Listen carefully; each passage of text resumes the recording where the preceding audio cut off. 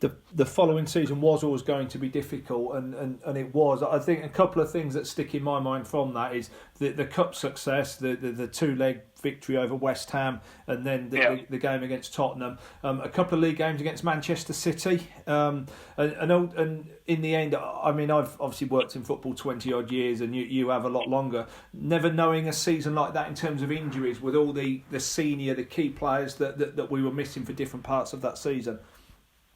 We did, and again, it was like probably 2-3 years before I brought Janet Knowles come in. We started doing more on the psychology, the team building, the one-to-ones, the storyboards in the dressing room, and we had 2 Wembley playoffs on the back of each other, and we probably only had about 3 weeks off or 4 weeks off as a whole group as well. And for the first time in my life, I've always done my own pre-seasons, and we've set it all out. We've always worked hard for probably a 10-day period, and then played the game, started to get your match sharp, and I'd always had the build-up. And I decided to do something different. And I'm not saying it's his fault, by the way, but it was totally different from what I'd used to. And I remember bringing Damien Matthews into the club, and Paul Wilkinson and people of that nature who were good players. And the first day of pre-season, I looked at the training that David set up, and it was a lot of tyre pulling and the new innovative stuff that was coming. That a lot of clubs then took aboard. Paul Wilkinson got injured with his Achilles, and it was just like a disaster one after the other. I think Ian Sampson went down with the cartilage in pre-season, Ray Warburton, and then we lost Ian Clarkson with a broken leg at the Lincoln game. And it was just like a catalogue of disasters all the way through, and I think everybody gave a good account of themselves. And people say to us, well, especially now to me, you created a monster, because we were still in receivership. But by the end of the second Wembley visit, I think we came out of receivership, and again, that was due to the crowds, the capacity crowds were coming in, the Sky televisions, the Wembley appearances, the commercial side, and we came out of it. People said, do we create a monster? And I think we did create a monster, but as a monster, we became a little bit unlucky, because I remember Dennis saying to me, I think we had 18 major operations that season. And I remember Dennis saying, I've never had these in the whole of my career as a physiotherapist. And we were a little bit unlucky, but we made a feast of it. And some players come in that, again, I like my players, if I've always looked at the records of them, see how many games they play each year, were they going to be value for money? Because if we had 50,000 to spend as a wage on one player, and I'd spent it, I couldn't go back and ask for any more, because we didn't have it. So we understood that. But then suddenly there was 1 or 2 players who come in who had the minor injury problems, like Dobson from Coventry, of this nature. And if I had a fully fit squad, people that I brought into the club, some of them wouldn't have come in. And also as well, I think what happened as well, we tried to get better. And I think at that time, Ray had been injured as well. We'd had a big offer from Ruston and Diamond, so that was accepted. Ray had been fantastic for me, been fantastic for the club, and he'd had a real good spell. Prior to coming to Northampton, he broke his leg once or twice, had a back operation, and you wondered how many more games after the injury he had in pre-season that you were going to get out of Ray. So we felt that the offer was too good to turn down on that one.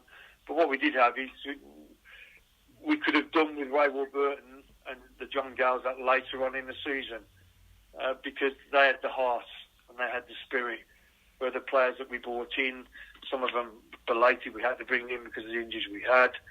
Never felt they had the same heart or spirit. They may have been better players, but didn't have that same heart. So in the end, we probably did miss the Warburtons and the Gales at the end. But who was to know the injury situation and how it was going to unfold, you know what I mean? So the players made a fist of it. I think the last 8 games of the season, no, last 9, I think we didn't lose in the last 9 games of the season.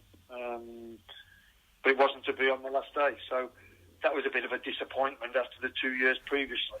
But I do feel that if we would have had a fully fit squad, we would have been nowhere near it. And I think after the Wembley, the second visit with Grimsby, I would have been happy to finish mid-table, and we could have built again, because, as I said before, we didn't have the finances as everybody else to keep pushing and pushing and pushing. But we all felt we could do it, you know what I mean? So, in hindsight, which is a wonderful thing, we may have done things a little bit better. I could have done things a little bit better, but hey ho, you know what I mean? We enjoyed the ride while it was.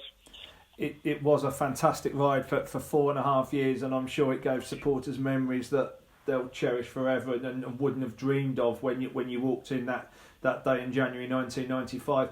Just finally, Ian, to bring supporters up to date, who are you working for now, and what's your current role? Well, I did what I wanted to do. I wanted to do. I think through my career, Gareth, it's one of them. After when I first started out my career as a coach and then the management thing, we got promoted to Birmingham. I rebuilt the culture society that got promoted. And you got your promotions, and then suddenly you become a little bit of a firefighter kind. And again, bearing in mind Northampton, when we first went there, we didn't have a lot to spend. And then after Northampton, I got the Bristol, never spent a penny. We built that team. Oxford, never spent a penny. I got a little bit fed up because I was building sides that were very hard to beat, but I wanted to go to that next level if I could, but I never had the finances to do it. So I wanted to do something different. So 12 years ago, I was given the opportunity to go to Sunderland, who then just got promoted in the Premier League, and I've always wanted to go abroad and learn about abroad and the cultures and everything, different styles, meet people. And I was given the opportunity to set up a European network, which I did. I stayed there 6 years. I went to Everton, I had 5 years at Everton. And now it's at Wolverhampton Wanderers, so I'm still doing the same kind of work, which is basically looking through Europe, Scandinavia, South America. And I go over now and watch games and help with the recruitment now for Wolverhampton Wanderers, which I say I do enjoy. So I still keep my hand in one-to-ones as well, and had a terrific friendship, to be fair, with a lad who I started to mentor and do one-to-ones with, called Stefan de Vrij, who's now playing for Inter Milan. And 5 years ago, I started to do one-to-ones with him and motivation, body movement, body shape, helping him with his game.